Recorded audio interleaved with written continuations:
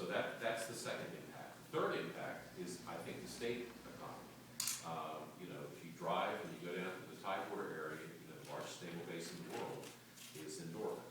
And there's also a whole host of other industries, shipbuilding, repair, that support that. And I think the fear is what's going to happen in the impact, and they're going to take a direct hit of just how will it impact the state economy, and then how will that translate into the state and the funds it provides to the rest of the localities.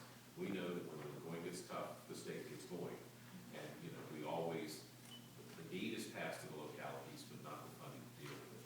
So sequestration is a major issue, and I'll show you further in the document how we've tried to accommodate that, because I think that we are going to see an impact on the local economy. One of the things we tried to do with this budget was to go and make sure that we looked at everything. We sent out notes to civic associations, groups, unions, everyone. Give us your thoughts, give us your ideas. That was very helpful. The budget has been cut severely over the past few years, over 500 positions. Expenditures have been held intact. The other thing that the Human Service Council pointed out to me the other night is that one of the ways that we pushed these cuts to the agencies was we increased their position turnover rate. And we said, we expect you to manage with a lower budgeted number, but you decide where the positions need to be filled based on where you're seeing the service demands. And right now, that turnover rate is 8% plus for most agencies, which is a lot. And the Human Service Council has told us that really is a hidden cut, because when positions become vacant, things just don't get done. 500 out of how many, just for perspective? Well, back then, I guess it was closer to 11,000. So that's a concern. And then also, as part of this year, the 13 budget, the board used $61 million worth of one-time money for recurring expenditures. So we needed to fix that as we move forward in FY 15 or 14 and 15. I'm not going to spend a lot of time in the detail, but when we put the budget together on page 8, there were certain things we knew we needed to do. We needed to protect our product, and I stole that from EDA, because EDA says their job is to fill office buildings, but we have the product. And the product is, you can see on page 9, is we have a great school system. We have a safe community. We have a community that's environmentally conscious. We have a safety net for those most in need. We have great parks and cultural amenities and libraries. So that's our product, which we need to keep strong. And I've been saying since early last spring that we might need a investment to get us through these next 2 years to where we start seeing the benefits of what I'll show you throughout the county. So that was important. We also need to be flexible to deal with the unknowns. We've got a plan for it. I mean, that's the hardest thing to budget for, is when you don't know what's going to happen. And when you look at the track record of the federal government, I think last spring at this time, we all thought that maybe things would have been settled by now. We would have avoided sequestration. We did manage to avoid the fiscal cliff. But then, the FICA taxes went back up, and now we don't have a long-term deal. Congress, or the Senate, I guess you could say, for the first time passed a budget in 4 years.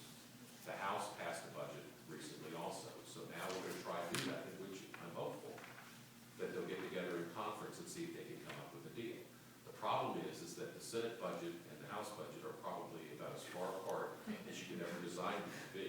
So if they can come together on some common ground, we'll see. But I hope so, but it's going to be a monumental challenge. The structural deficit that I mentioned, we had to get back to where we weren't using one-time money for recurring investment or recurring expenditures. And then the whole issue of investments. But before I do that, I do want to point out something on page 10, which is an underlying factor, but it could very well be a reality. If you look under the federal budget deficit, you'll see at the last line it says, and sequestration may impact the county's credit rating. Well, Joe and the budget office have been working with the rating agencies, and they've told us that if the federal government is downgraded, if they don't come up with a long-term plan, and the credit rating of the federal government is downgraded, because of our close ties to them, and I think there are 42 jurisdictions that they identified as having close ties, we were automatically going to be downgraded. Now, we don't think that's fair. We know that the county would take the actions necessary to where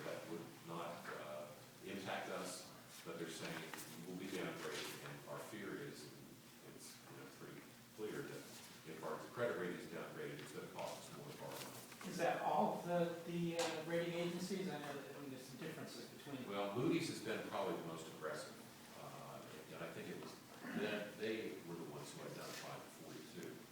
But as, I guess as a few weeks ago, I think Standard & Poor's was coming out.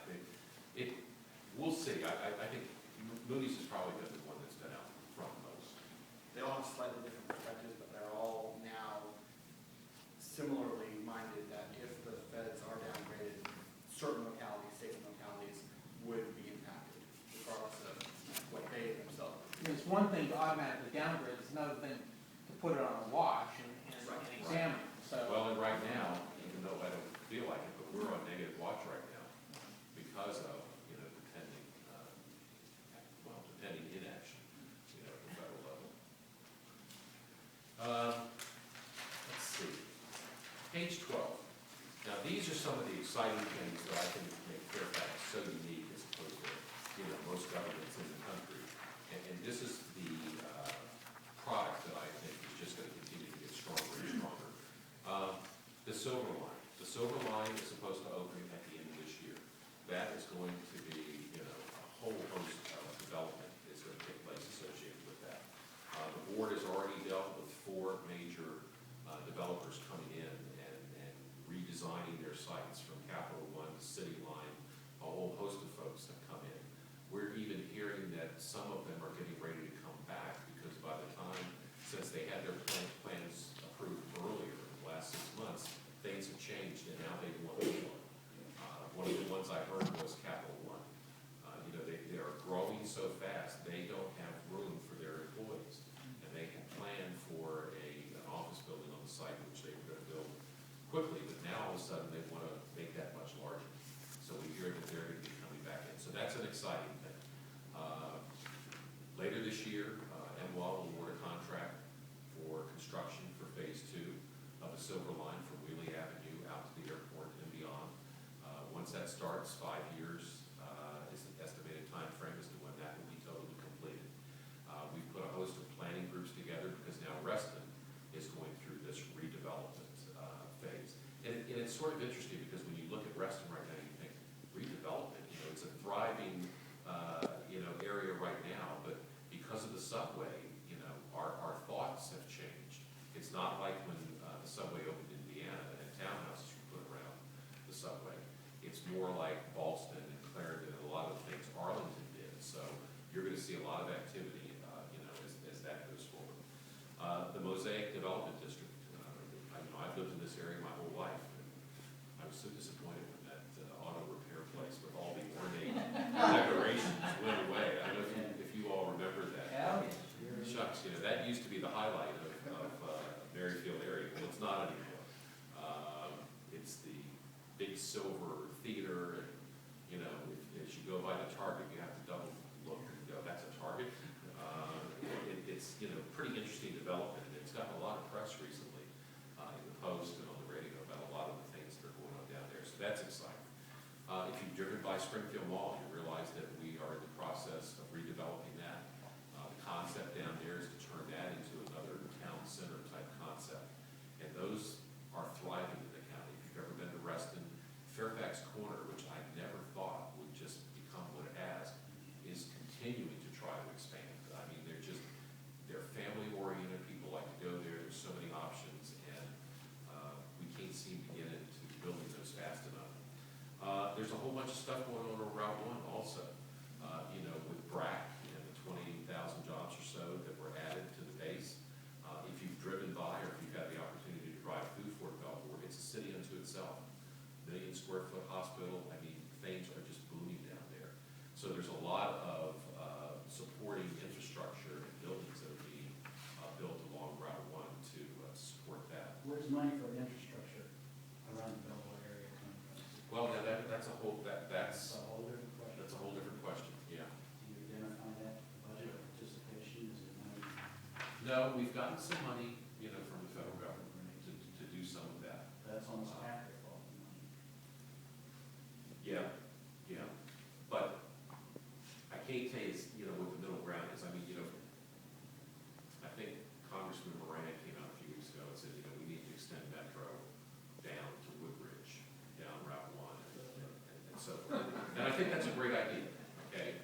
But as I was telling the the civic group, when I met with them, I said, that's a great goal, but you need to focus on the here and now, because none of us are gonna live long enough to see that happen, because it's just too costly. And there's a lot of strengths along Route 1. I mean, this is why Fairfax is so interesting. We are so diverse, and we are so different from the different areas of the county.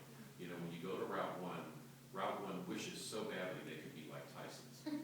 They never will be, they never will be. But there are strengths down there, you know, transportation down there, the service industry workers, the historical sites, you know. I told them I thought they needed to focus on building on their strengths instead of trying to create something to be something that I just don't see them being right now. But transportation's gonna continue to be an issue, at Belvoir. But I can tell you, just, you know, as many times as I go down there, which is a lot, just having the parkway go all the way down. Right. Such a huge difference now.